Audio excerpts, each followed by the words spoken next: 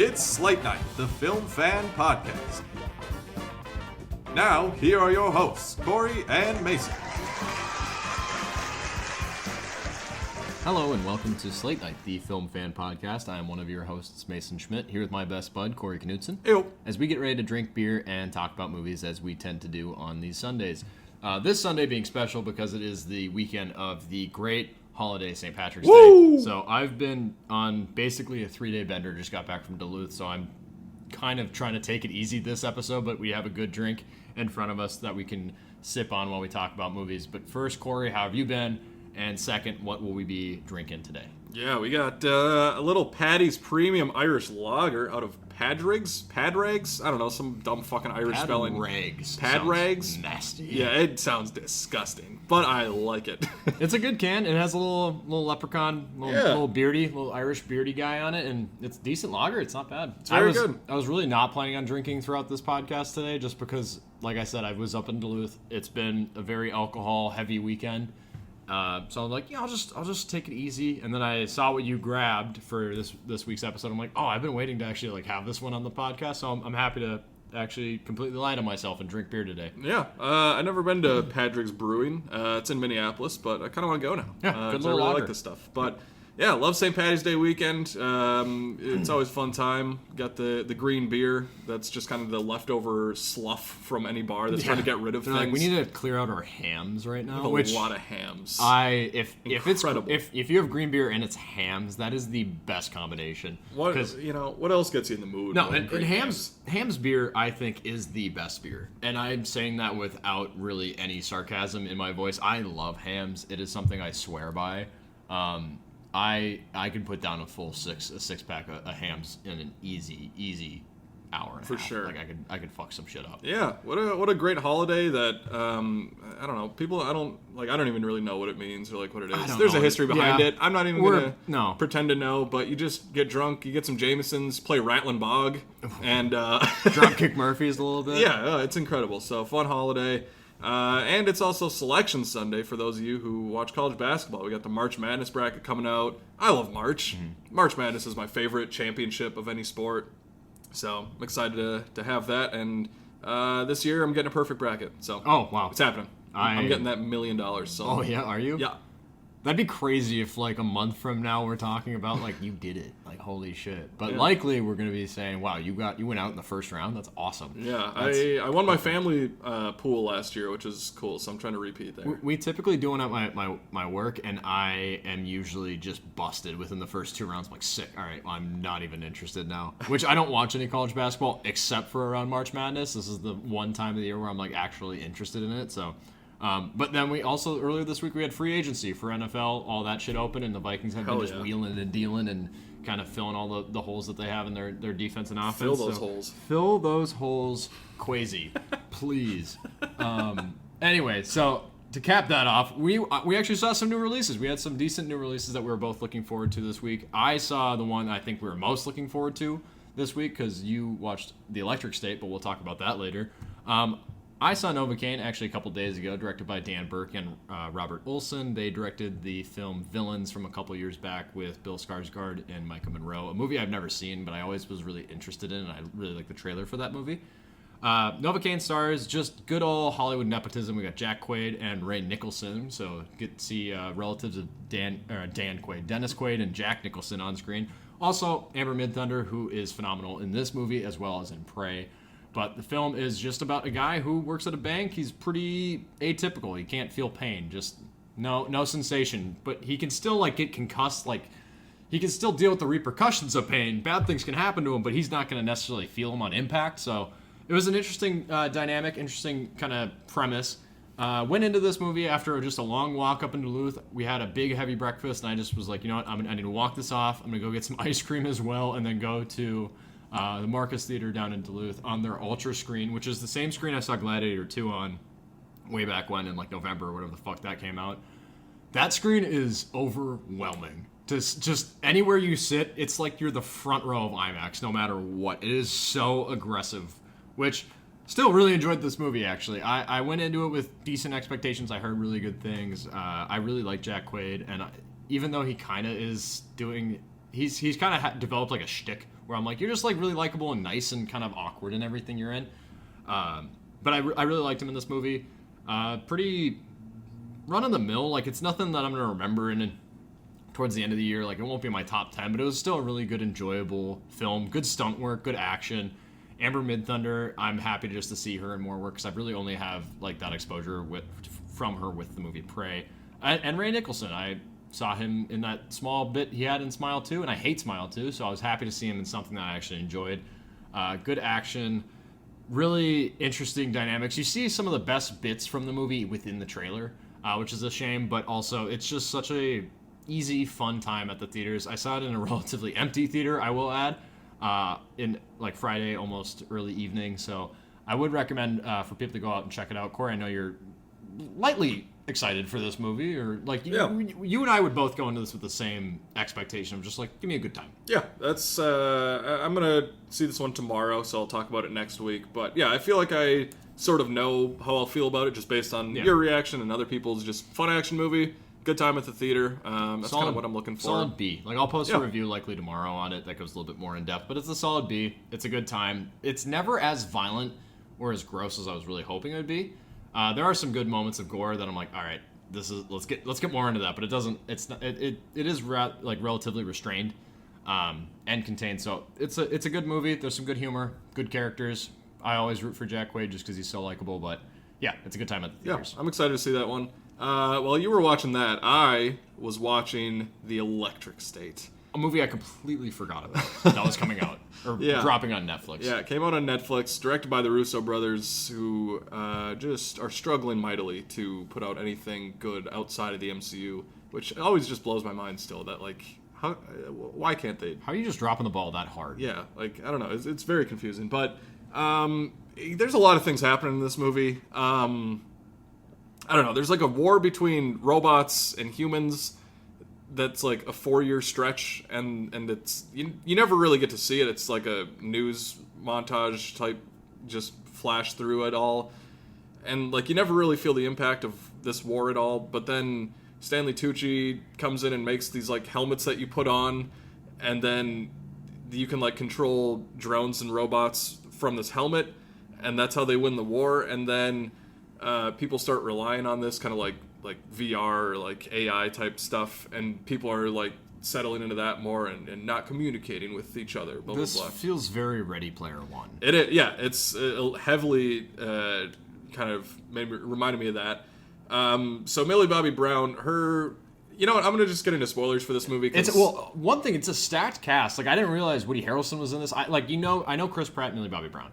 Mm-hmm. I didn't know Woody Harrelson was in this. I didn't know Kiki Kwan, who we'll talk about again later. But I'm like, I didn't know he was in this. Like, and you mentioned Stanley Tucci. I'm like, who the fuck? There's even more. Holly Hunter's in this movie. Rob Gronkowski has a small voice bit in this movie. That's so unnecessary. Anthony Mackie has a voice role in this movie. Yeah, but I don't know. Millie, like I said, I'm gonna get into spoilers just because, like, I don't know, this movie's dumb and like it's not good, so it's more fun to talk about. So spoilers if you are really wanting to see The Electric State. But Millie Bobby Brown, she's an orphan teenager. Her family died not from the big robot war, just from like her family hitting a deer. So they died, but her so they are dead. But her brother, who is very smart, I guess. Stanley Tucci and his whole company, they kidnap his brother or her brother and take him in, and apparently he has the most genius brain in the world. Is that Chris Pratt or who's no. brother? Chris Pratt is. I'll get into Chris Pratt too. Her brother's played by Woody Norman from Come On, Come On, the young kid in that movie with Joaquin Phoenix. Oh, whoa, okay. Yeah, okay. Which I love him in that movie. Yeah. He was in Last Voyage of the Demeter too. Really good child actor, but he plays her brother, and so I guess he has the smartest brain in the world, and they like take him, and the only reason that their whole thing can work is because they have him like plugged in, and like it's just his limp body just like in this room, and it's plugged in so that all these helmets can work, and like drones. And so he's the one that like he's the power source for this? Essentially, yeah. Okay. So it's her brother, and she doesn't know that he's alive, but then this little fucking yellow robot breaks into her house. She lives in a house, and Jason Alexander, George Costanza, is her like foster dad, and he has this helmet on, and he's kind of a deadbeat lazy fuck. So he's also there, and this little yellow robot breaks into her house, and it's like a little part of her brother that he's like transmitting to this robot is like working through this robot, help me, so he come can say save like a me. few phrases, and he's like, come find me, whatever. SOS. So then Millie Bobby Brown goes into what's called the X, which is the exclusion zone in like the Southwest where all the robots were put after the war, just like in a desert. Just the void. Yeah, it just kind of reminded me of Borderlands once we got to that part, which is never a great comparison of just being like a desert setting with a bunch of weird shit. I kind of want to watch this. This is bad. Yeah, and then so Millie Bobby Brown's there, and then that's when she meets Chris Pratt, who used to be a soldier in the war, but now he's like selling old like little memorabilia and shit from years past, like a fish on the wall and like all this dumb shit that he has in his little cave. And then Giancarlo Esposito's also in this movie, and he's hunting down people and robots and stuff, and he's controlling it through one of those little Neurocaster. That's what the fucking helmet things are called. So he's also there doing his thing. Coleman Domingo has a scene in this movie, and then he's just out of it. He doesn't matter. He's What's there. his role? Is he just He wants to buy something from Chris Pratt. That's what you're going to use Coleman Domingo for. Yeah, and he's like, and again, it's in this like robot thing, and like the robot thing. So people are wearing the Neurocaster helmets, right? Yeah. And then it's controlling this robot that has a screen on the front where you can see the actor's face. So like you see Giancarlo Esposito, you see Coleman Domingo's face. So Coleman Domingo's like, hey, Chris Pratt, I want to buy something. And then he's like, actually, no, I'm not going to pay for it. And then Chris Pratt shoots him. And then that's This it. feels like it was made during COVID. Just Yeah. based on Oh, yeah. how you could work around that of like, we're just going to put the actor's face on the screen. Yeah. So I know I'm rambling on about this, but there's This so is much insane. in this movie. So they're in the fucking exclusion zone, Chris Pratt, Millie Bobby Brown. They find this little safe haven for robots there, and Woody Harrelson voices Mr. Peanut. Like, Oh, that's so good. straight up Mr. Peanut. Like, not, That's so not a awesome. character, not like a reference. Like, it's just straight up the character. He has a nutmobile. That's a good idea. So he's there. Oh, that's perfect. And Ke Huy Quan, they meet him. He's like a doctor that worked on Millie Bobby Brown's brother. And then, so we get a little flashback where there was like a peace treaty signed between like Mr. Peanut and Bill Clinton. And you get like footage of Bill Clinton talking, quote unquote, about this war with robots and stuff. So that happens, and then they like have a big fight at the end, and they, her brother dies because he like makes a sacrifice to shut down the entire company. That's called Center, by the way, spelled Sentre. Just the wrong way. Yeah, We're going to take a normal basic word and just spell it completely wrong. Genesis. Yeah, right. Yeah, the Terminator thing. Genesis. So, this movie is wild. I kind of want to watch it now. It is a bad thing. There's so much going on. The cast is great. Is Mr. Peanut by Woody Harrelson? Is that that has to be amazing? That can't not be good. That is such a good idea. It's okay. I would take that in a movie. Like if they made like a Mr. Peanut movie, just like a Planters Woody movie. Harrelson. Yeah, like that'd be great. Honey roasted nuts. This, you know what? I'm gonna start off with the positives of this movie first because don't want to be all negative. This movie cost over $300 million. I've heard about which that. is insane. So you would hope that the special effects and all that look good, and they do. Like it's actually a pretty well shot movie at times, and all of the like designs of the robots are kind of cool. I didn't hate it. It's not all like clean and polished. They're a little bit like dirtier and kind of look better than I expected, I guess. That's about all I got for positives. Besides just being like kind of a good, like a so bad that it's good movie to watch with friends if you're like getting drunk or whatever. But you don't care about any of these characters. It's predictable. You know what's going to happen. There's just no like specialness to this movie. It's very bland. They even like the connection between Millie Bobby Brown and her brother. Like, you really don't care about all that much, and that's like the core of the movie. Chris Pratt doesn't have a character. He's doing his Chris Pratt thing, which is enjoyable. He's charismatic. I like him, but he's doing his shtick. So like, I don't know. I know this is based on a graphic novel from like 2017 or 2018. Again, it still just feels like watered down Ready Player One. Yeah, it's Ready Player One mixed with Borderlands. So I don't know. And there's so many needle drops in this movie. It's insane. Some of them work and some of them just feel weird. But this is a messy movie that is not good. I don't know how Netflix has this much money to keep spending on movies like this. And what's that release plan? Like, and it's not showing in theaters. Like some of their movies, they'll do like a limited release. Like you got Glass Onion, you got some like recognizable IP that they'll put out in the theaters. And they're not spending $300 million on Glass Onion. They're spending a fair amount just based on that cast and the deal that Rian Johnson got for them to acquire the rights to the Knives Out mystery films. But $300 million, you can go see Novocaine in theaters. And that film was, I think the production budget for that was like 15 to 20, I think like 18 million. And it has like some pretty big names, recognizable names, and it's a like good time at the theaters. They did it with 18. 300 million on Netflix, something that's not going to go to theaters. You're not going to have that easy like dollar value ticket number that you can just like build off of. I don't get their release plan ever. Like it's never made sense to me. Netflix, more so than like other streamings, to me feels the most that's just like dead set on destroying the theatrical experience, and it pisses me off.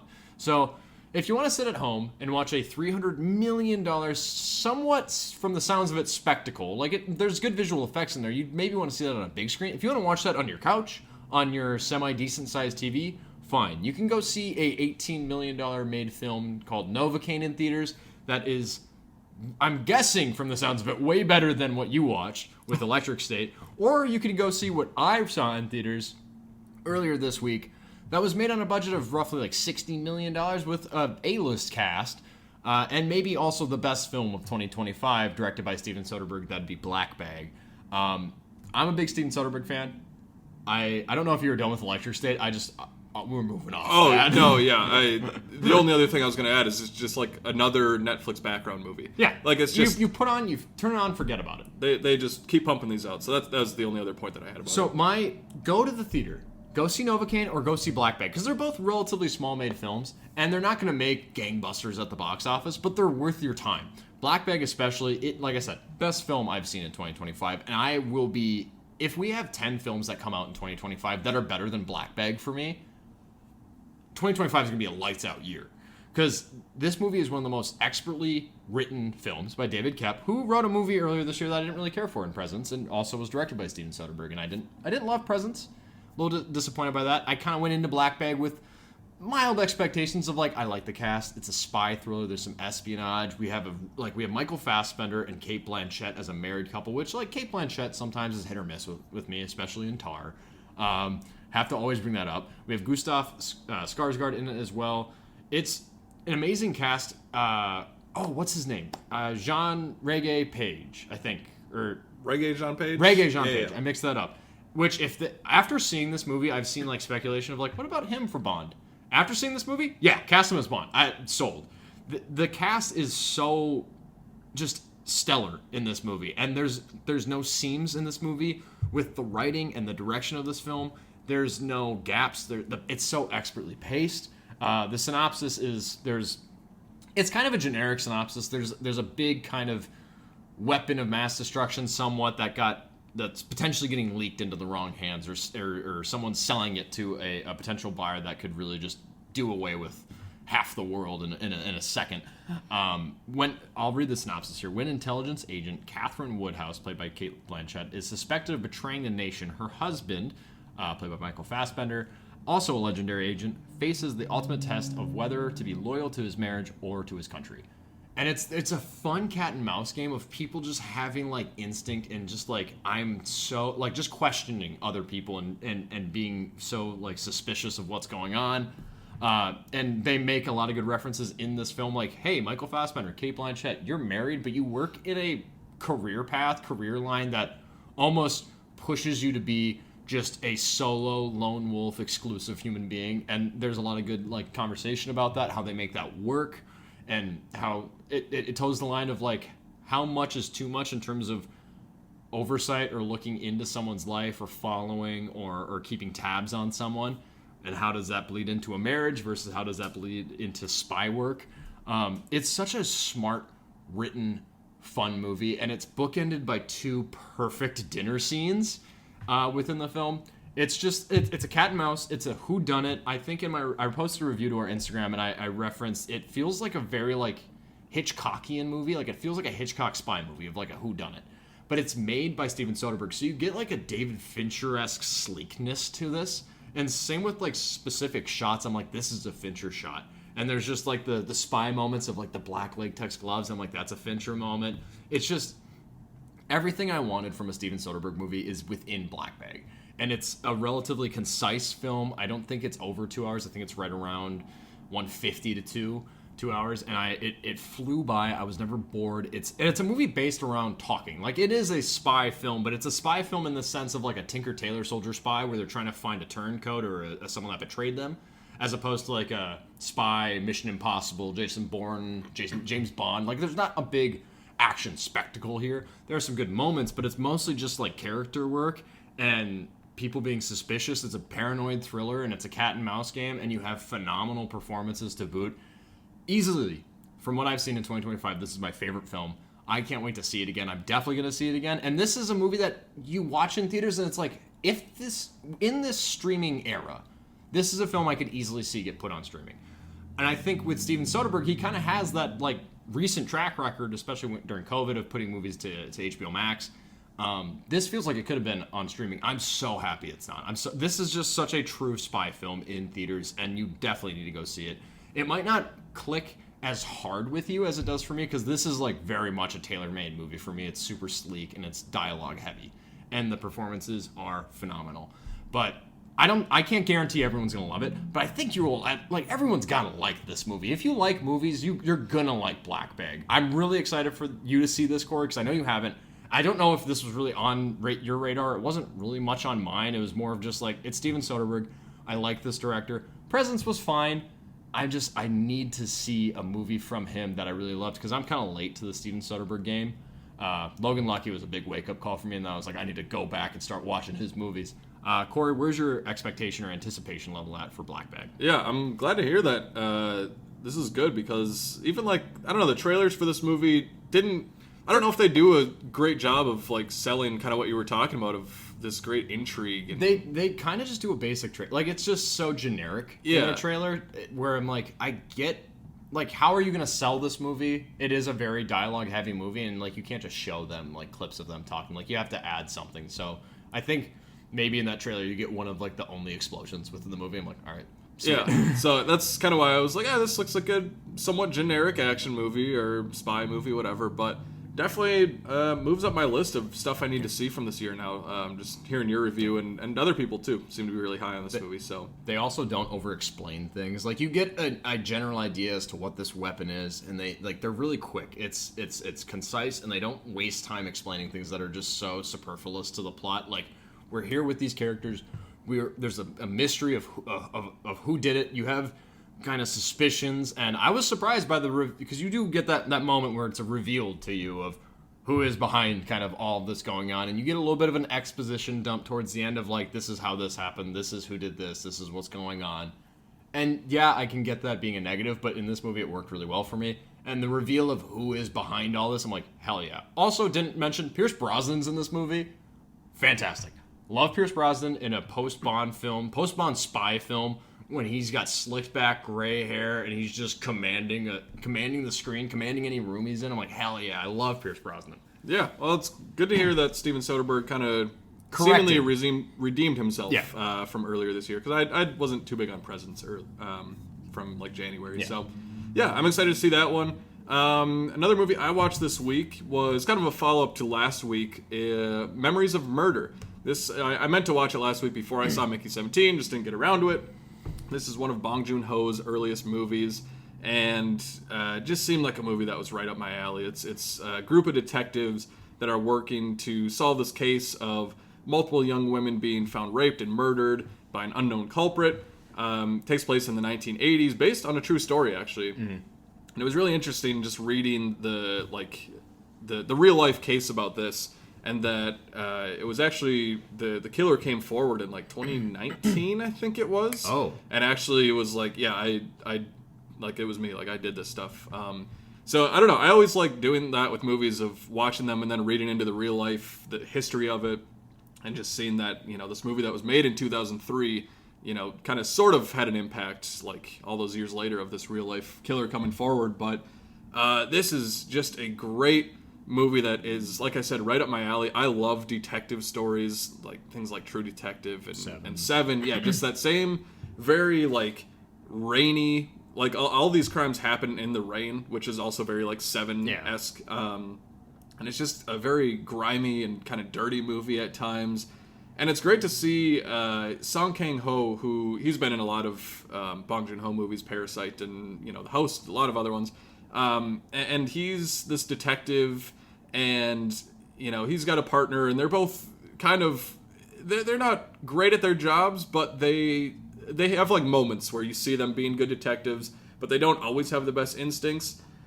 His partner, who I forget who he's played by, dude is doing like flying kicks all of the time. It's awesome. It's like such a weird thing to get in this movie, but it works. They'll be interrogating somebody, and the dude's just not giving them the answer they want. And dude, you just see him gearing up, and he just, both feet off the floor, just kicks him in the face. I'm like, oh my god. This is great. And like, everyone else is like, dude, you can't keep doing it. You have to stop. This is not protocol. He's just going off the rails. It's just, so it was fun. Just like, so seeing that dynamic was great. And then you have another detective that comes in from Seoul, I think it is. And he's a little bit more established. He is a bit more serious. He's taking this very seriously and looking for all the clues. So that dynamic between the different styles of detectives, I thought, was what made this movie so interesting. Because you see both the positives and negatives of both, because they're each finding different clues, looking at different things, which was really interesting. And I also just loved seeing this journey throughout the movie of, like, getting these different suspects, and you see, like, okay, well, this guy was here at this time, like the classic detective stuff.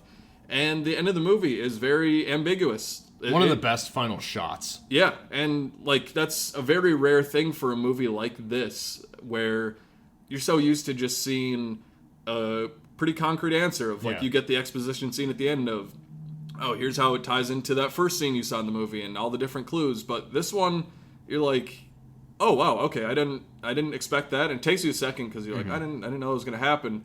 I don't want to spoil anything, but it's satisfying in a weird way, especially knowing that the killer has kind of come forward now. Like that adds to it a little bit.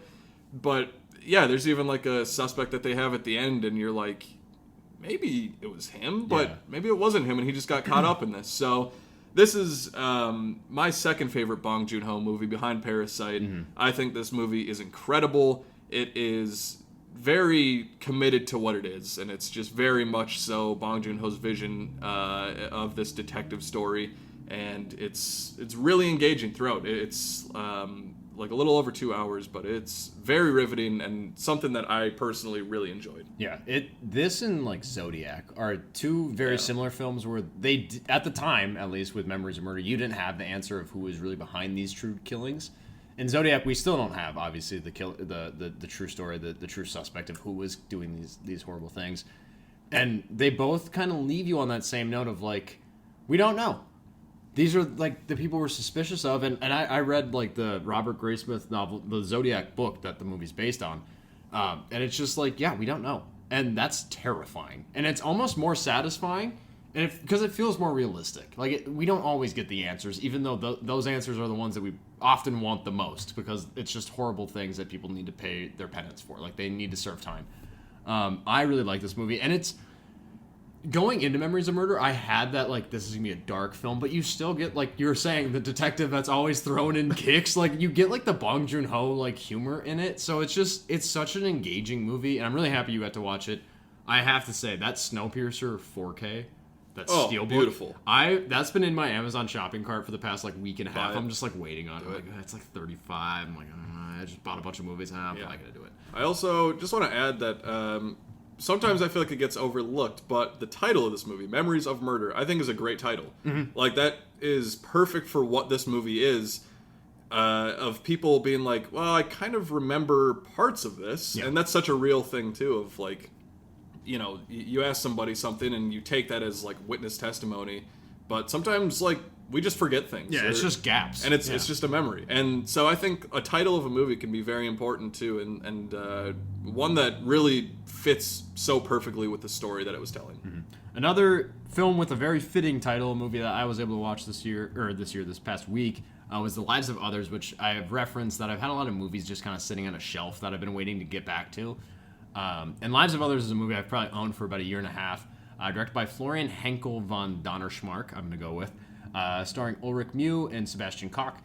Synopsis: in 1984 East Berlin, a secret police agent for the Stasi, conducting surveillance on a writer and his lover, becomes increasingly absorbed by their lives. This was the 2008 Best Foreign Language Feature winner at the Oscars that year, so it was always a movie that I've been really interested in. I heard a lot about this movie actually when we were still in high school because of we both took German in high school, and this is a German-speaking film.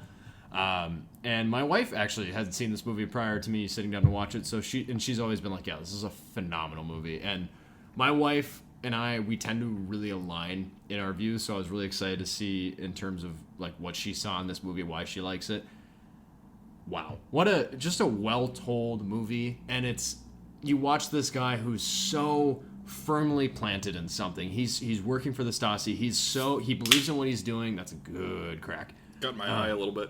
Oh. Pause. Yes. Settle down now.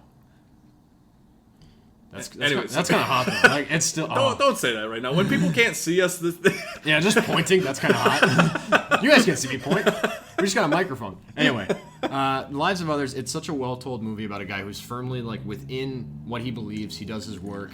He's gonna surveil this writer who they have suspicions of being basically upending what they believe in East German and being more belonging to the West and wanting to be more rebellious and against their beliefs of East Berlin. It's such a well-done movie of this guy basically seeing the other side and seeing kind of the issues in his beliefs. And also, I'm not going to go too far into the actual outcome of this movie. It isn't the most recent movie. It's, like I said, it's from 2007, won in 2008 for the Best Foreign Language Feature film at the Oscars. But I think everyone could get something from this. I don't want to give too much away, but it's a good film about humanity. And once you start to understand people that you perceive as being different from you or opposing to you, and you see why they think the way they think, why they act the way they act, you get something really special, and it can kind of push you to look inward and try and alter stuff. So it was a really interesting film that dove into a lot of the emotionality behind, you know what, I'm wrong. It's okay to recognize that you're in the wrong and to not only do that, but show loyalty to someone that you don't know or someone that would initially be on the opposite end of the spectrum or opposite end of the line. And it was a really well told film. Ulrich Mew, who I think he's since passed, and I don't know if I've really ever seen him in a film other than this. Phenomenal. The acting is phenomenal. I do believe I've seen Sebastian Koch in other movies. I don't remember specifically, but the entire time I'm like, who are you? Why do I know you? I'm sure I could IMDb search that right now, but the cast is great. The performances are great. There's good paranoia in it, and there's just good humanity within this film, so I completely understand why it won Best Foreign Language Feature in 2008. It's a great movie, and again, if you don't watch movies that have subtitles or movies that you're going to have to read a bit, I didn't want to watch Inglourious Bastards when I was 9 because there's a lot of German in that movie, but that movie is fucking awesome, so I watched it. And going off of you watching Memories of Murder and Bong Joon-ho, if you can get over that little inch of text at the bottom of the screen, you're going to unlock a whole different world of cinema, whole different language. So please, not only should you go see movies in theaters, if a movie has subtitles, fucking nut up and just go and watch it. Just quit being a little bitch about it and watch a movie that you have to read. It's fine. You'll get past the first 5 minutes, you'll snap into it, you won't even think about it. It'll just be so second nature. And honestly, there's still movies in English that I understand that I will throw subtitles on, especially if Jeff Bridges is in it, because God, I can't fucking understand him in Hell or High Water. Tom Hardy sometimes. Tom Hardy, I'm like, you're my favorite actor. What are you saying right now? But regardless, it gets me more into the movie, and it keeps me off my phone. It keeps me fully engaged sometimes. So please watch movies that aren't in your native tongue. For sure. This is one I need to check out. I've heard about it so much and heard great things. Quick little shout out to another movie from Florian Henkel von Donnersmarck, which is a crazy, awesome name. I love it. He directed a movie called The Tourist with Angelina Jolie and Johnny Depp. It came out in like 2010, I think. I was obsessed with that movie as a kid, and I don't know why. I confused that and Rum Diaries with each other, just because it's just Johnny Depp. Yeah. Rum Diaries, he has a fedora. Tourist, he has long hairs and sunglasses. Yeah. So that's all I have from that movie. The Tourist is like a good little thriller that's just, I don't know. I don't even remember like a lot of specifics. It was like kind of panned, wasn't it? Like critically? A little bit. And at the time when I was like 10, 11 years old, I'm like, this movie is awesome. Like I watched it so much and I don't know why, but I don't know. That's kind of my experience with that director. But another older movie that I watched, part of my alphabet rewatch for the week, the letter I, watched a movie that you bought me many years ago for either Christmas or my birthday or something, was Ivan's Childhood from 1962. It's directed by Andrei Tarkovsky, and it takes place during World War II, and a Soviet orphan named Ivan strikes up a friendship with 3 Soviet officers while working as a scout behind German lines. And, I mean, I'm always a sucker for World War II movies.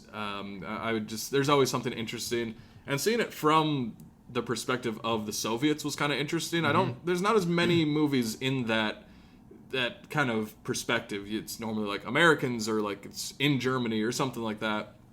And another part of that too is this movie essentially is focused on Ivan and this kid who I feel like a lot of World War II movies, even World War I, we see a lot of perspectives from the adults, from soldiers, from families going through this, but this is pretty, like, I don't know, it's pretty exclusively through this child's point of view, and you'll get a lot of scenes of him having dreams about his life before the war, and just him running around with kids on the beach, or with his family, or other things like that.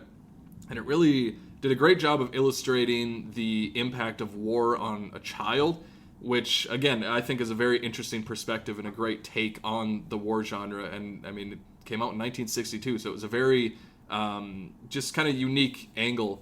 And this, as much as I liked a lot of that stuff, I think that this falls into what we talk about a lot of a movie I appreciated but didn't love. I think that visually this movie looks incredible. I know you, for many years, told me that this movie has some of your favorite shots, and immediately I knew what you were talking about. It was just a visually stunning movie. It's in black and white, and I love movies in black and white. Mm-hmm. So many things pop. So many of the shadows in this movie really pop, and I liked the dynamic between Ivan and these kids, as he's very much like a part of this war, and he's like I kind of said before, he's behind German lines as a scout, and he's grown up a lot, and these adults at first are kind of like, you're a kid, like, what are you doing here? Like, we don't like, we're not taking you seriously. But it's great, and I think the final scene in this movie is really powerful as well.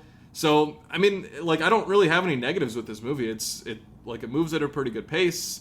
The only like little sequence that I thought could have maybe been trimmed down or cut a little bit, there's a medical nurse in this movie, and there's a scene of her and another officer out in the woods, and it kind of goes on for a little bit, and like I got the point of it, but I was like, I'd rather be with Ivan at this point and just kind of with him still, and then this nurse kind of disappears for the rest of the movie, so I'm like, it's not quite as focused in that scene, but I get the point of it. But so again, like I said, it's a movie I appreciate a lot. I didn't absolutely love, but I know you really love this movie.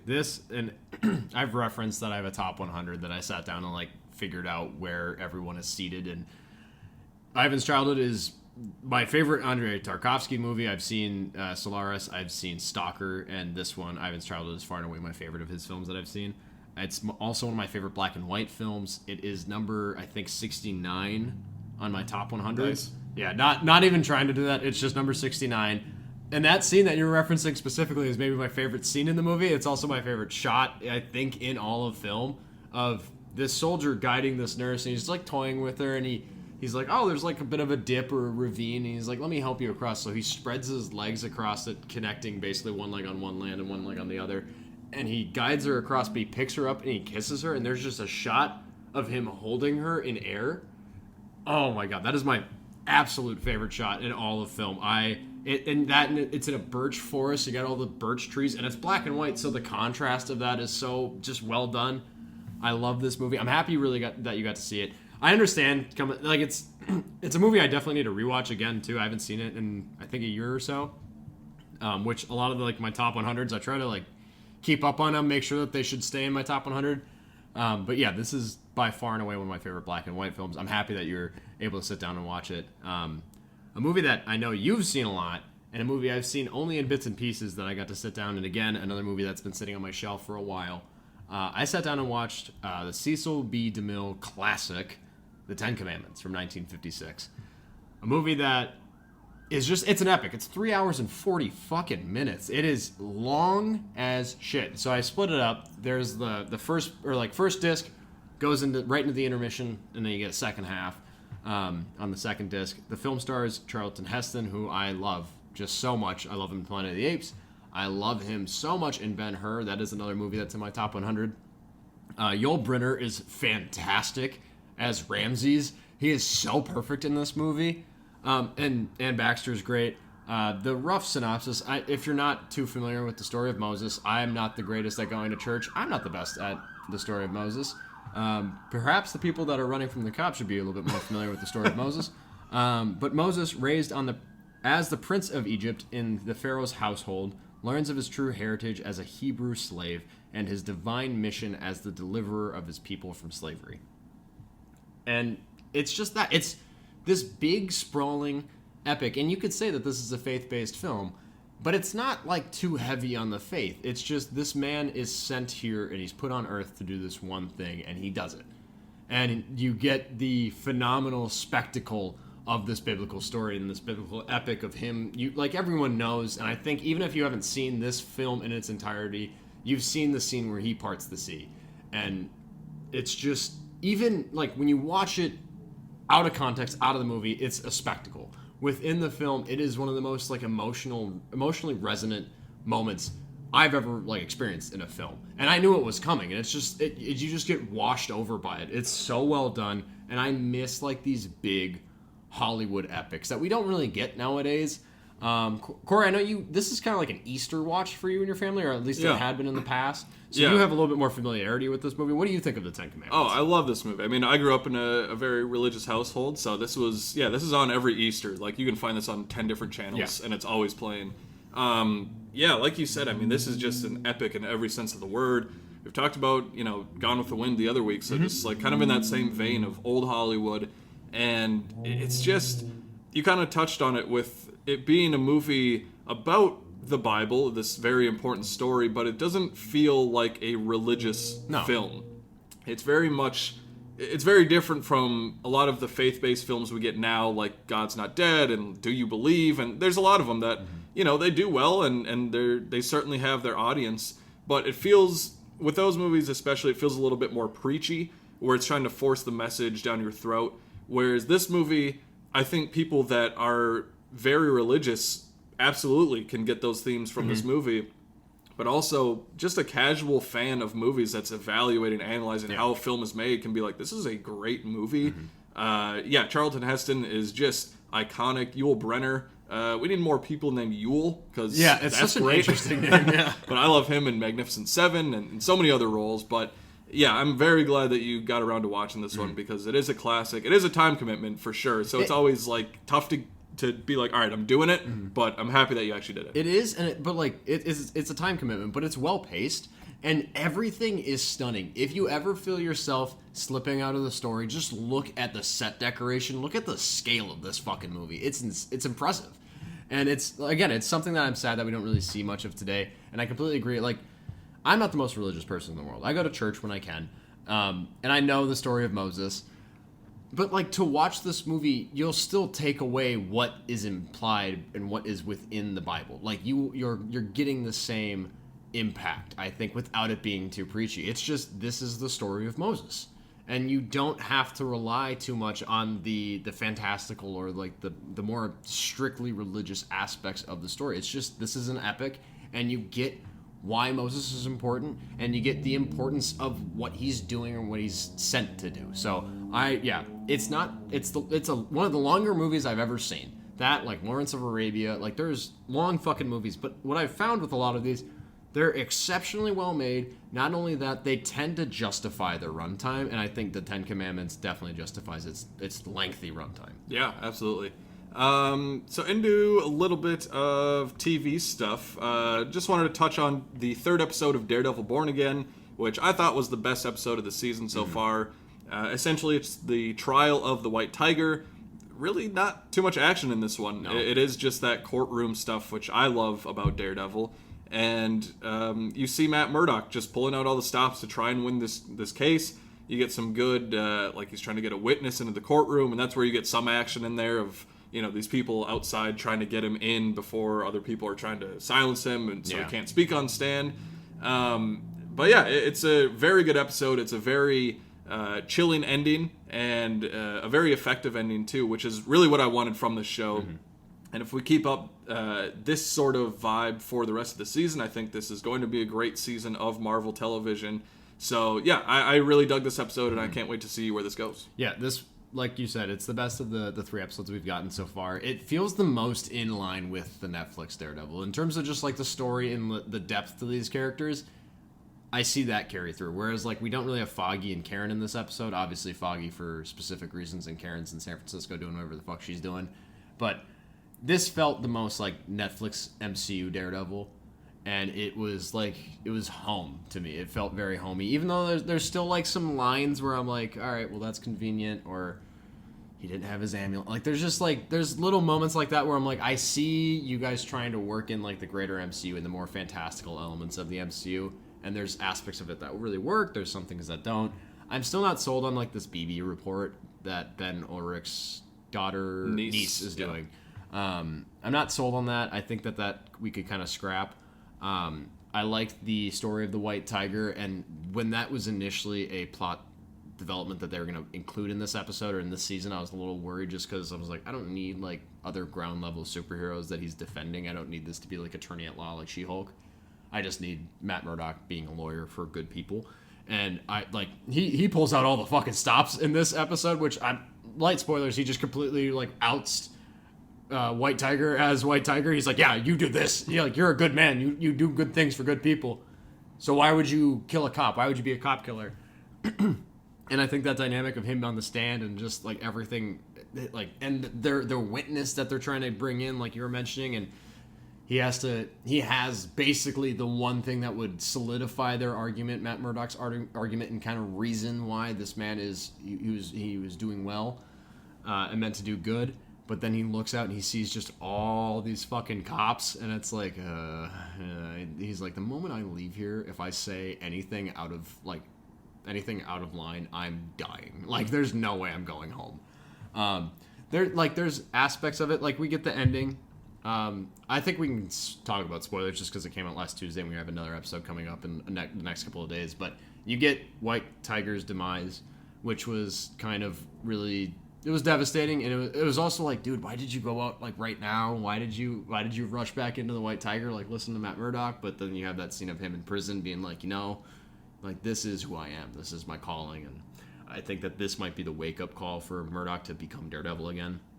And then you get the flash of the Punisher symbol. Not only at the end of the episode, you get it on a cop's neck. It's a tattoo, and you also it's like used as like it's like spray painted on like in the background of some scenes, and I'm like, okay, so they're using this as a symbol for some poor shit. I'm excited to see John Bernthal come in and be like, hey, you guys are misrepresenting my shit, and you're gonna die. Yeah. Like, it's like people taking the Joker thing and kind of using that symbol for their own thing, and everyone else, and the main person that started that being like, whoa, hold on, wait a minute. What are we doing? That's not what I meant. So, can't wait to see John Bernthal come in whenever he does. Do you think that was Punisher at the end of the episode? I don't think so. I think it was, like we were just saying, like a person that's using that and connected with the cops that's like, all right, well, we got to take the White Tiger out now. Yeah. Another MCU show that I actually started that I know Corey has been a big fan of. I am a big fan of the first season of this show, and it was more of like, not a matter of if I watched this, it was just when.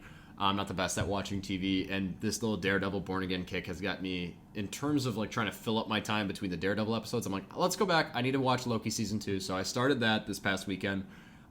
It's 6 episodes, so I'm going to try and run through it as fast as possible and maybe try and finish season 2 before next week when we record, so I can talk a little bit more about like my full thoughts. I've only watched the first episode, so I've gotten the good introductions to some of the newer characters. You got Rafael Casal, who I absolutely fucking love, especially in Blind Spotting. And then also you got Ki Hee Kwan, again, who is just so charming in everything he ever does. So he needs to be in everything. And I really like the dynamic again between Mobius and Loki, and I think Owen Wilson and Tom Hiddleston have just great chemistry on screen. I will say my one negative, and it kind of goes on all MCU shows where they're not long enough. That first season of Loki is my favorite, I think, season of the MCU Disney Plus shows. But it was 6 episodes, and I'm tired of like these 6-episode rushed arcs sometimes, whereas Loki, I think it worked really well. But season 2 of Loki just starts right where it left off, and I'm like, I feel like I'm missing something. Like, I haven't watched Loki season 1. I watched the recap. I remember the rough outline of what happened, but I feel like I'm playing catch up a little bit. I wish that they just had going back when Loki season 1 came out, that this was just a full fleshed out 12-episode arc, a full show, and Loki season 2 was just the later half. I wish it was just one big season, because it does feel like after this delay in time, not only of when it was released from the first season, but also me not watching it until now, I'm like, I'm missing something, and I wish that this would have just carried through in one fell swoop, just because of how much it relies on what happens in the absolute finale of season 1. But overall, I love it. I love the aesthetic. I love the TVA. I love everything that's going on. I love the intrigue. I love the weird, funky time shit that's happening to Loki, where he's glitching out of time and talking to Ki Hee Kwan in the past, and then Mobius is like, "What is he telling you? Is he talking to you right now? What did he say?" And Ki Hee Kwan's like, "No, I do have this weird piece of technology you need. Actually, it's right here." So I'm really enjoying it. I'm excited to watch it. Hopefully, honestly, in the next couple of days, I'll be able to wrap it up too. Yeah, I'm a big fan of season 2 of Loki. Both seasons, I think, are the best MCU shows. Yeah. So. We'll do a little more of a full breakdown once you watch through season 2. Last thing that I watched this week, won't drag on this one too much because we talked about it in our top 10 of last year, but it is Civil War. I went over to my mom's house and she was wanting to watch a movie and she hadn't seen this, so I was like, you know what, I want to rewatch this. You haven't seen it. This works out perfectly. Was this your first rewatch of it? Yep. So yeah. Theaters, yeah. Yep. So I've seen it twice now, and I don't have really any issues with this movie. I think this movie is so incredible and very underrated. It was almost about a year ago now that it came out, and I remember we saw this in theaters together, and we were just, it's one of the scariest movies I've seen that's not a horror movie. And again, I know we touched on it in our top 10 of the year, but it's a lot of conversation was about which side does it pick, or is it liberal, is it conservative? And that's not the point of this movie. Yeah. It's about these journalists just trying to get an interview with the president before everything kind of blows up, and it's just their journey across this landscape that you don't get too many answers about. Mm-hmm. You get the sides. You get this secessionist Texas and Florida, or no, Texas and California. Yep. And then you get everybody else, which you don't need a reason. 2 versus 48. Yeah, and it's they never give you why did those two states link up and why what happened. It doesn't give you those answers, and you don't need it for the story. It's not the point. It's some of the most powerful scenes in this movie are just Kirsten Dunst and Kaylee Spaney, and just her kind of being a mentor. Mm. And I don't know, just them sitting there developing film and talking about what it's like to be a journalist and being a woman journalist and all this stuff. It's really powerful. Jesse Plemons has an incredible scene in the movie. Nick Offerman's great as the president and his little role. So if you haven't seen this one from last year, if you were maybe thrown off by the political thing and thought maybe it was centered on that, it's not that. Mm-hmm. It's a great movie. It's my number 3 movie from last year, my 3rd favorite. So I was happy to rewatch it, and it still holds up really well. Yeah, I don't remember if it's in my top 5. I don't remember if it was 3, 4, or wherever. But yeah, I think no notes on this movie. If the political aspect of it kind of turned you off before you even got to see it, really rethink it. Go in. It's definitely worth your time, and it's not about one versus the other. It's not about left or right or red versus blue. It's just about journalism and people documenting war, and some of the worst things that you can see in this film is just Americans against Americans, and it's just devastating. So it's also very impactful. One of my favorite shots from last year happens within the first, the title crawl, basically, or the title sequence of this movie. So Very well done movie, and Alex Garland can really do no wrong. Even if you want to watch Men and watch a guy be born out of a back vagina, crazy, like 6 times. Yeah, what a wild movie. If you've never seen Men and you have no idea what I'm referencing, go and see it. The last 15 minutes, you are in for a wild ride. You will see some of the weirdest shit you will ever seen on screen. Regardless, not the most exciting release week coming up for March 21st. Kind of a bigger potential big box office earner, maybe. I don't know. I honestly have no idea what this movie is going to pull in terms of box office. But Snow White, the Disney, I was going to say Disney Plus, the Disney live action remake adaptation of the classic princess, the classic dumb bitch that just loves animals and dwarves. Not that because she's a woman, just because she is the dumbest princess of any of the Disney princesses. This woman is a complete fucking airhead. Here's an apple. Oh, stranger with just absolute fire in your eyes? Yeah, I'm gonna eat this right now. Thank you. Don't know you. Okay, sweet. Anyways, directed by Mark Webb, which is wild because this man has made, I'm not gonna say everything that he's touched is great, but 500 Days of Summer is one of my favorite romantic comedies. Amazing Spider-Man 1 is, I think, so underrated.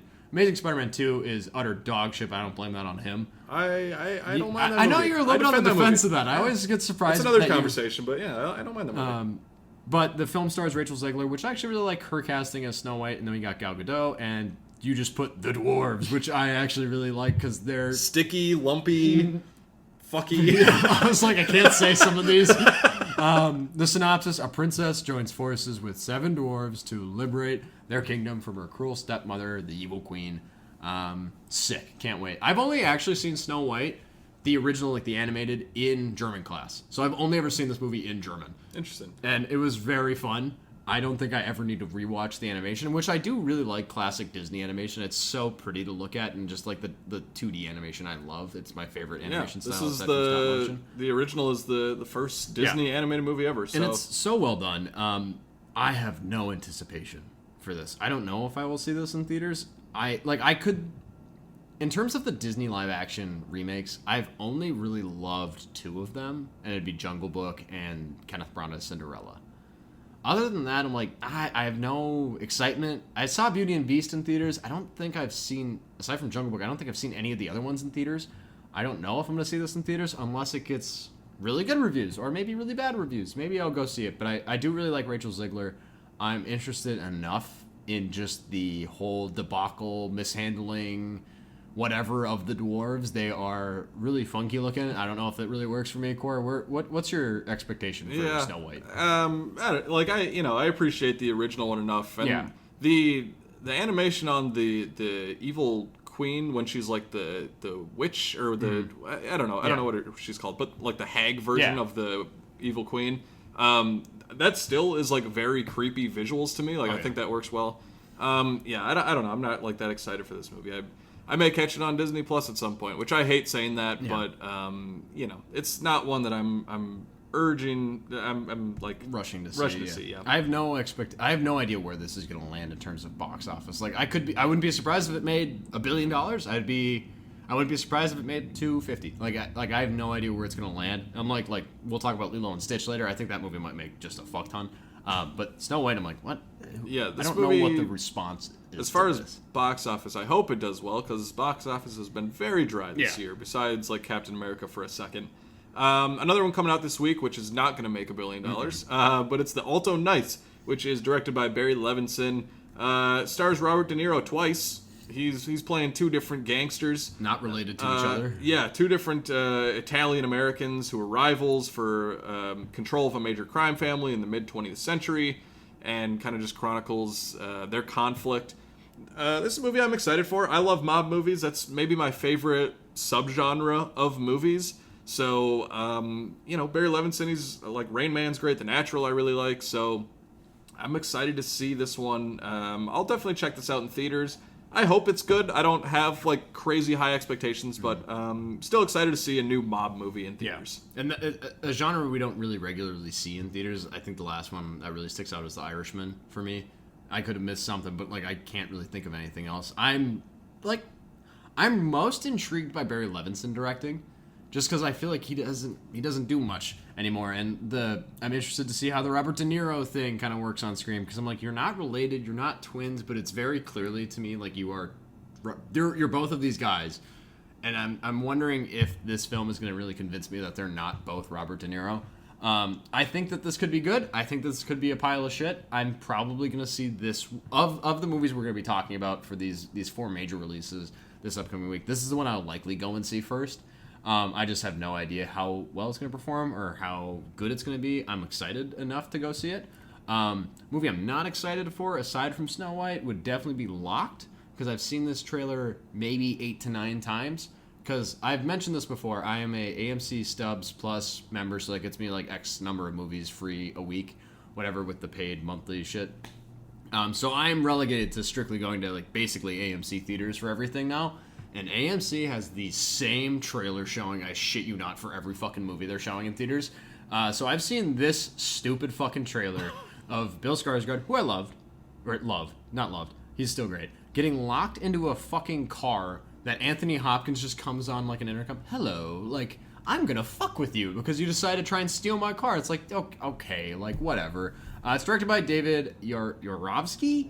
Chudnovsky? Chudnovsky. That's a little Green Hornet reference if you don't know what I'm talking about. That's a crazy reference. To just drop. Director of Brightburn, didn't care about. A thief breaking into a luxury SUV realizes that he has slipped into a sophisticated game of psychological horror. I don't give a shit. I think the trailer looks blah. Like, it could be like a decent enough thriller, I guess. It just, this feels the most like a movie I would have discovered on like Netflix in like 2012. Like, it just would have like popped up and been like, what am I watching tonight? This? Or I could watch Lockout.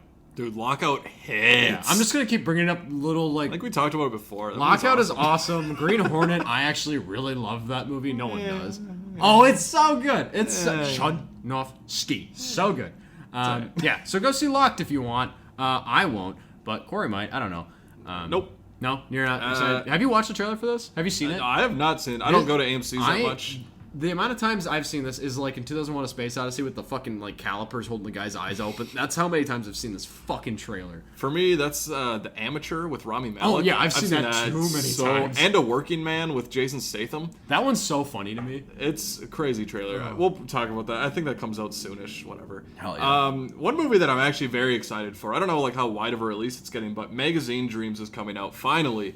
I know we touched on this a little bit like a month back maybe, but. This is Jonathan Majors. Obviously, this movie got delayed just with all of his, the lawsuit stuff that was going on there. Troubles, yeah. So, this movie, Briarcliff Entertainment's putting it out. Same studio that put out The Apprentice. So, kind of taking on some more, like, controversial movies that maybe, a lot of big studios aren't picking up. But Jonathan Majors plays a bodybuilder who's kind of obviously trying to improve his physical body and his own inner demons to gain recognition in the bodybuilder community. I think the trailers look really good for this. I've heard Jonathan Majors is great and that he was in the awards conversation when it was originally supposed to be released like last fall, I think it was. So this is what I'm very interested in, and I'm happy that it's getting released because it's hard to say with all the stuff with Jonathan Majors, who was right, who was wrong, whatever. I think he's a great actor just taking that on its own. I really like him, and I like that he has this vehicle to kind of show his talents, because he's been a supporting role in a lot of other things, but this is one I'm looking forward to, and we'll definitely see if it's showing near us. Yeah. It's one like I said, it's hard with the issues surrounding kind of what Majors was wrapped up in, and kind of, I always am like, you gotta try your best to separate artists from the art. Because Jonathan Majors, regardless of what you think, he's not the only person that worked on this movie. Like, people have dedicated like far more time into this film and pre-production, post-production than he has. So you're not only seeing a Jonathan Majors movie, you're seeing a movie with people that work in like second unit directing or just craft services that are like, yeah, I helped with this movie. Like, just like you go to these movies to see a good story, regardless of who's in it, and support everyone who worked on it, not just the leads. I am relatively excited about this because I remember when this was like around the awards circuit and people were like, damn, he could be in that Oscar conversation for his work in this. And I've seen the trailer a number of times. I am relatively like interested. I just don't know. I'm also interested to see the release of it and see how it is handled, at least in our area, just because like Apprentice, I don't remember if that was really showing anywhere around us. Like small release. Pretty limited release, so I don't know what chances we'll be having at seeing it. I would likely see this in theaters, but it's definitely like this is a Sunday matinee. Hopefully you're the only person in the theater. You walk out really quietly. Like it's not like this doesn't seem like a crowd pleaser of a movie, so I'll likely end up seeing it. Mostly for that Jonathan Majors performance that I've heard about so much, and I've heard the movie around it is actually pretty good as well. Moving into a little bit of a physical media roundup, with my absolute fucking hard-on for the movie Black Bag, I went on a little bit of a Steven Soderbergh binge in terms of buying and picking up movies that I don't own of his. I purchased the Blu-ray of Haywire, which is a very underrated action thriller he did in the early 2010s, I believe, with Gina Carano. I picked up the Criterion for Traffic, which he won his Best Director Oscar for, as well as the Kino Lorber 4K Blu-ray of Out of Sight, which is one of his movies that I feel like I hear the most about, one of the ones that I think is in the conversation for his best film, and I've never seen it. I was really late to the Soderbergh train. I found, like, Logan Lucky hit me. Obviously, everyone's, like, familiar with the Ocean's trilogy, and I love Ocean's 11, 12, and 13 you can kind of forget about, hopefully. Logan Lucky is so much fun, and then I went back and watched Contagion and Side Effects and Unsane, and I've gotten into like the more recent Soderbergh, so I'm like really trying to correct some of the gaps in my my viewings of his earlier filmography. So I'm really excited to sit down and watch Traffic for the first time because I haven't seen that, and to sit down and watch Out of Sight, and I'm really excited to add those to my collection. I think they'll be getting delivered tomorrow, so really excited about that. I bought 2 movies this week. One of them was September 5th, which I bought for Mason because he won our Oscar pool. So, you know, congrats on that. We've flip-flopped the last few years. We go back and forth. So next year, it's your year. Maybe. I still can't get Best this Actress year right. Is your year. Best Actress will forever just not be one Honestly, I can ever get. Let's just talk about that one before the awards and be like, do we just want to delete this one? I've gotten it right, but it's never going with what I think is going to win. It's just like the Oscars differs from SAG. Go with that. Yeah, it's always crazy. But congrats again on that. So September 5th, a movie we both love. I was happy to buy it for you. But for myself, I bought Sing Sing this week. Actually, earlier today. Barnes & Noble has been selling some of the A24 kind of exclusives. So definitely go there if you don't want to buy them online. Which I always like to get it physically, look at the condition of it. I love Sing Sing, and I'm so happy to own it. There's just the Blu-ray. There's not a 4K version of Sing Sing. I know sometimes they have the 4K and Blu-ray for A24. So happy to pick that one up. That was second favorite movie from last year. I'm guessing you've opened the packaging, like you've opened it. You've seen like beautiful. the postcards and everything. Yeah, it's great. It's such A24 is so great with their releases of their movies. They put a lot of care into it. And also, I wanted to shout out at Barnes & Noble until April 6th, they're doing a 50% off sale on some Paramount movies. So, I know like the Mission Impossible 4K Steelbooks are like $10. Oh! Like all of them are $10 to $15. So, a lot of other Paramount stuff too. Not everything Paramount, but like certain things that they do. So, yeah, good deals if you're looking to go there and get some sales. But coming out this week on the 18th of March, we have Wolfman. One of the first releases from this year, which we both liked. Yeah, good movie. Enjoyed that one. I've debated on getting that steelbook. I've seen it. I always look at like the new releases on Amazon, and I'm like, do I get? Yeah, it's a nice 4K steelbook. So yeah, it's getting 4K Blu-ray. Moana 2 also getting the 4K steelbook and Blu-ray treatment. Still haven't seen it. Yeah, probably won't. It's fine. I don't think it's I'll. okay. I just love Moana 1. I feel like that this might sully some of it for me. Yeah. I don't know. It's okay. It's a fine movie. The Penguin season 1. Love that the HBO continues to put out physical releases for their shows. I'll definitely be buying this at some point because we both love this show. And then just another older release is Deep Blue Sea. Arrow Video 4K and Blu-ray coming out. What a fun movie. What a great death from Samuel L. Jackson. Everybody talks about that. Yeah, that is like maybe the most iconic and the thing that everyone knows about that movie without actually seeing the movie. Yeah, it's so yeah, good little release week. This is one of the kind of like bigger weeks. Next week will be slower. It's the on again, off again type thing. But yeah, going into a little bit of movie news. A lot of trailers. A lot of trailers this week. So we're gonna run through them a little bit quick, but We had the first full trailer for Lilo and Stitch. There'd been like a Super Bowl teaser, a couple other teasers. So we got Lilo and Stitch. We got The Life of Chuck, which is based on a Stephen King novella. Mike Flanagan writing and directing it, starring Tom Hiddleston. We got another full trailer for F1, which I love this trailer. I think it looks fucking awesome. Can't wait for it. And Top then Gun on Formula One, just Maverick and Formula One. it's great. Joseph Kosinski directing, like, bring that Top Gun Maverick energy to F1 with Brad Pitt. Great. Spinal Tap 2, The End Continues. I've actually never seen This Is Spinal Tap, so I need to watch that before this. We got a little teaser, and it comes out in September, so like a very quick release there.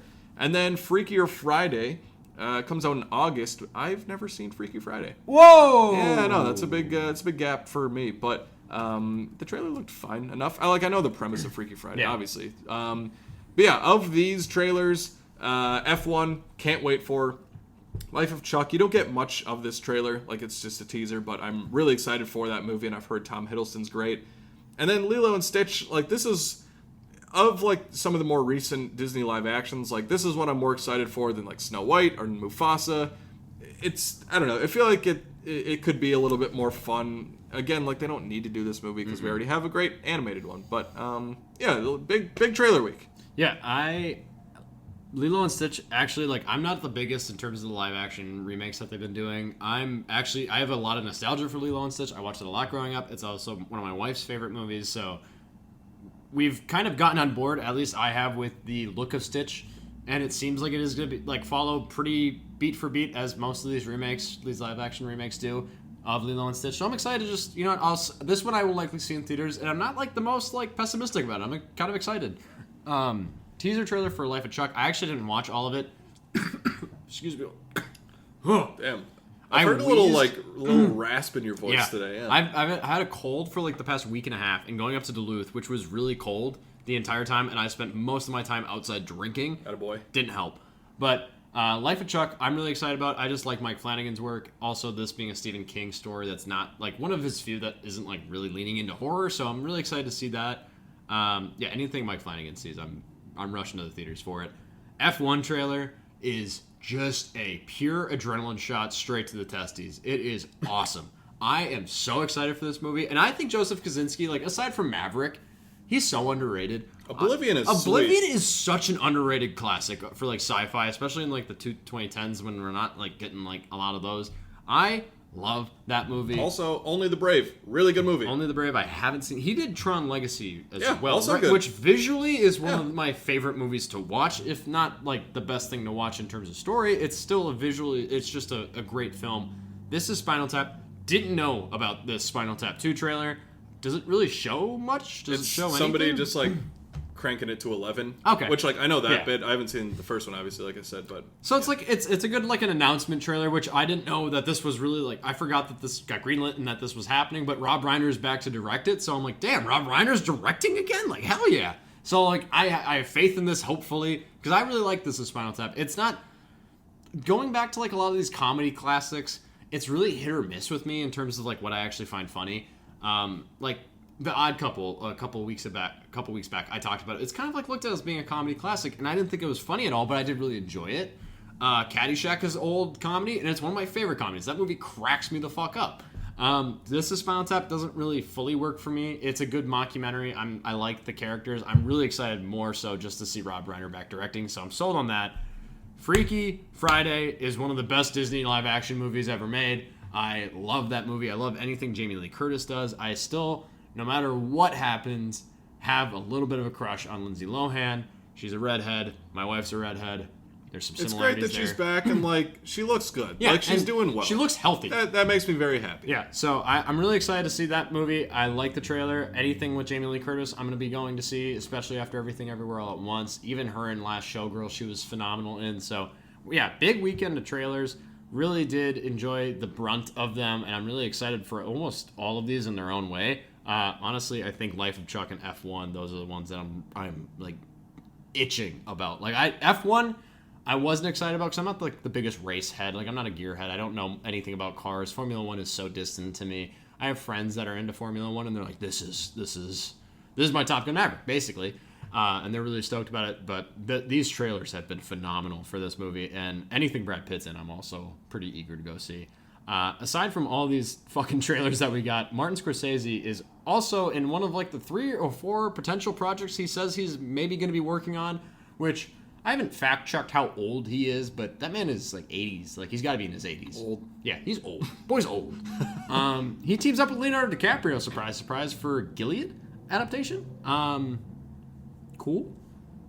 Yeah, that's it. I'm excited because it's Martin Scorsese and Leo, but also I'm like, you guys have announced so many different like. Got like the Devil in the White City, the Rock movie. I'm like, what's all going on? Like, which one's coming first? And are you gonna live? Marty, what's your life expectancy, dude? Like, I like your optimism. Also, there's a thing about like in the film industry, people retiring.